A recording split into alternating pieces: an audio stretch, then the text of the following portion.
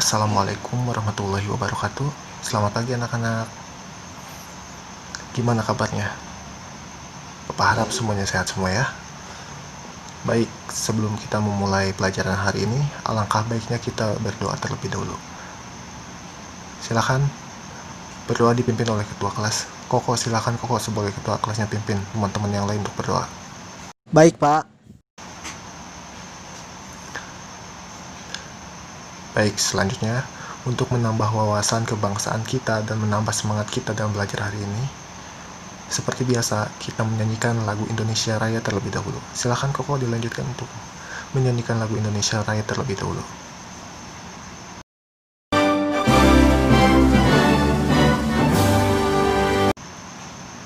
Baik Koko, terima kasih banyak. Silakan kembali ke tempat duduknya. Baik, sebelum kita memulai pelajaran hari ini, Bapak absen terlebih dahulu ya. Untuk Koko hadir. Ya, Pak, ada. Roro ada Roro. Ada, Pak. Nana. Hadir, Pak. Pipi.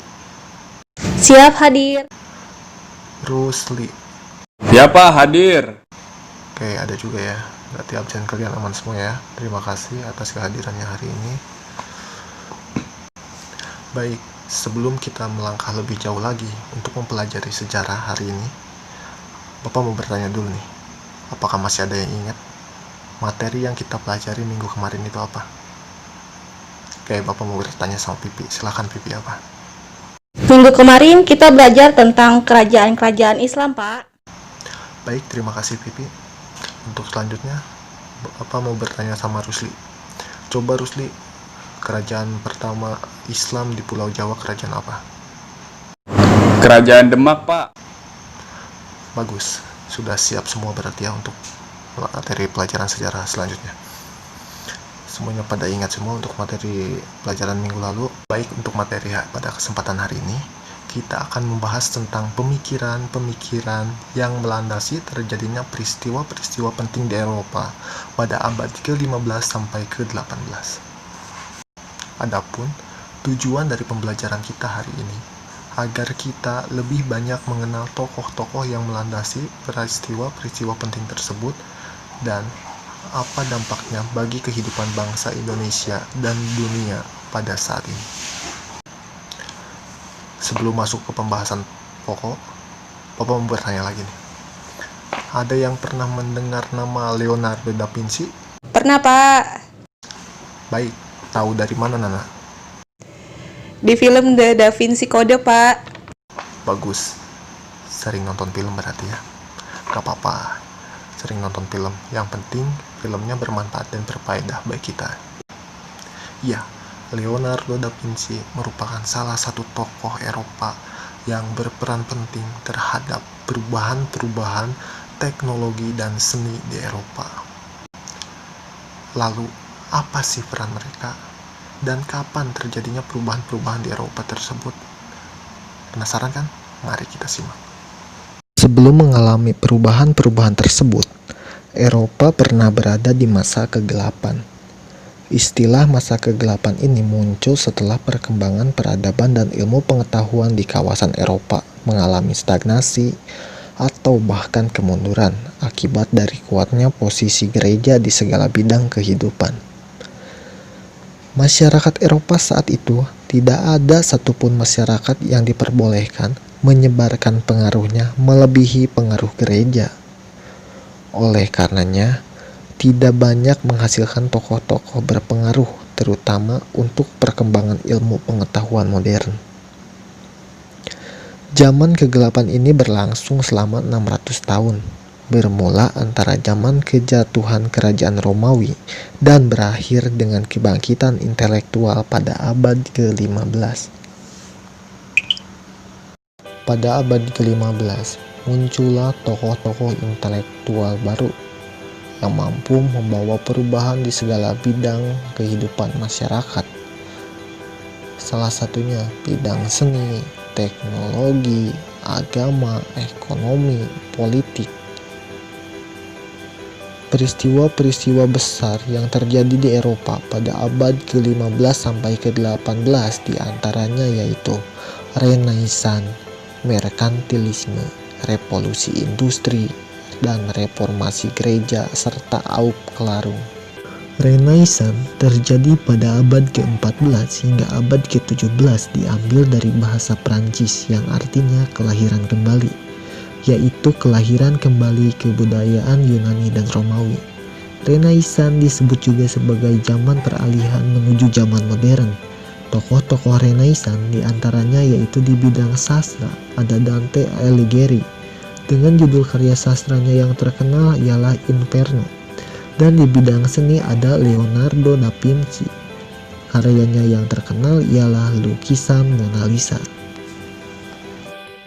Peristiwa penting selanjutnya ialah munculnya merkantilisme, salah satu teori praktek ekonomi yang mendominasi Eropa dari abad ke-16 hingga abad ke-18. Konsep ini menjadi bagian dari ekonomi absolutisme yang bertujuan mengumpulkan cadangan moneter semaksimal mungkin. Isi dari konsep merkantilisme itu sendiri yaitu berusaha memiliki logam mulia sebanyak-banyaknya, menggalakkan perdagangan luar negeri untuk perdagangan dalam negeri, menggalakkan kegiatan industri yang mengubah bahan baku menjadi bahan jadi untuk diekspor, menggalakkan pertambangan penduduk sebab diperlukan banyak tenaga kerja untuk keperluan industri, mengawasi dan ikut campur dalam perkembangan perekonomian negara. Tokoh-tokoh merkantilisme yaitu Antonio Serra, Thomas More. Selanjutnya adalah reformasi gereja. Reformasi gereja adalah suatu reformasi tatanan karena banyaknya penyimpangan-penyimpangan yang terjadi di dalam gereja. Misalnya, seperti surat pengampunan dosa yang dijual kepada mereka yang tidak dapat ikut perang salib. Reformasi gereja tercetus pada abad ke-16 dan terjadi di Eropa Barat.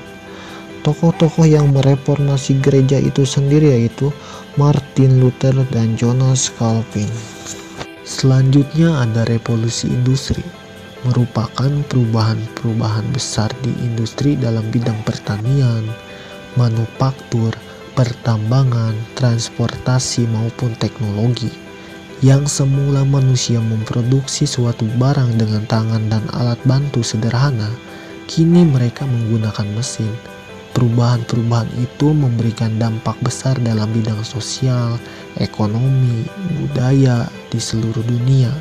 Revolusi industri berawal di Inggris sejak awal abad ke-19. Tokoh-tokoh revolusi industri yaitu James Watt dan Abraham Derby. Peristiwa penting selanjutnya ialah Aufklärung, yang berarti pencerahan, yang dikenal sebagai masa pendewasaan. Aufklärung terjadi di benua Eropa sekitar tahun 1695 sampai 1815. Pada saat itu manusia sudah percaya atas potensi dalam menciptakan kemajuan bidang ilmu pengetahuan. Slogan Aufklärung ialah Sapere Aude yang artinya beranilah berpikir sendiri. Dalam kemajuan Renaissance lebih berpengaruh kepada filsafat, seni maupun sastra. Sedangkan Aufklärung memberikan perubahan terhadap bidang ekonomi dan kesejahteraan rakyat. Tokoh-tokoh Aufklärung yaitu Francis Bacon, John Locke, Isaac Newton. Lalu apa sih pengaruh peristiwa-peristiwa tersebut bagi kehidupan bangsa Indonesia serta bangsa lain di dunia pada masa kini? Pengaruh dari Renaissance yang pertama mendorong paham-paham baru seperti nasionalisme, humanisme, dan absolutisme. Kedua, mendorong munculnya modernisasi. Dan ketiga, mendorong perubahan dalam kemajuan bidang ilmu pengetahuan dan seni. Pengaruh dari merkantilisme diantaranya yaitu munculnya kolonialisme, dan Indonesia pernah dijajah oleh bangsa barat, salah satunya ialah Belanda. Dan ketiga, pengaruh dari reformasi gereja, yaitu Negara menerapkan sistem kekuasaan terpusat ada di pemerintahan yang semula ada di tangan gereja. Dan kedua, munculnya demokrasi serta munculnya kebebasan individu untuk berpikir. Pengaruh dari Aup Klarong yang pertama mengubah pola pikir manusia menjadi lebih terbuka terhadap ilmu pengetahuan. Dan Indonesia pernah mengalami politik etis selama masa penjajahan. Dan pengaruh dari revolusi industri ialah industri di seluruh dunia berkembang pesat. Manusia menciptakan teknologi yang berguna bagi kehidupan manusia. Baik, silakan. Apakah masih ada yang mau bertanya atau yang masih kurang paham? Ya, silakan Pipi. Saya mau bertanya, kenapa revolusi industri terjadi pertama kali di Inggris? Pertanyaannya sangat bagus Pipi, terima kasih. Kenapa revolusi industri pertama kali terjadi di Inggris? Ya, ada beberapa faktor yang melatar belakangi revolusi industri terjadi di Inggris. 1. Inggris mempunyai kandungan biji besi dan batu bara yang sangat berkualitas. Seperti yang kita ketahui, biji besi dan batu bara merupakan bahan pokok sebuah industri. 2. Inggris mempunyai koloni yang sangat luas, mempunyai negara yang jajahan yang sangat luas, memudahkan Inggris untuk memasarkan hasil produksinya. Yang ketiga, munculnya paham liberalisme. Paham liberalisme merupakan gagasan dari Adam Smith yang memberikan kebebasan ekonomi kepada individu, sehingga perekonomian Inggris semakin meningkat. Keempat, munculnya tokoh-tokoh intelektual seperti Isaac Newton, James Watt, dan lain sebagainya. Nah, jadi itulah beberapa faktor yang melatar belakangi terjadinya revolusi industri terjadi pertama kali di Inggris. Bagaimana? Masih ada yang mau ditanyakan atau masih ada yang belum jelas? Paham, Pak. Oke, kalau udah paham semua, sekarang Bapak minta tolong kerjakan buku paket halaman 138 bagian A sampai C. Jika sudah selesai, ketua kelas Koko tolong kumpulkan semuanya di meja Bapak ya, di ruang guru. Oke, kalau sudah jelas semuanya, kita cukupkan materi untuk hari ini. Terima kasih atas perhatiannya. Assalamualaikum warahmatullahi wabarakatuh.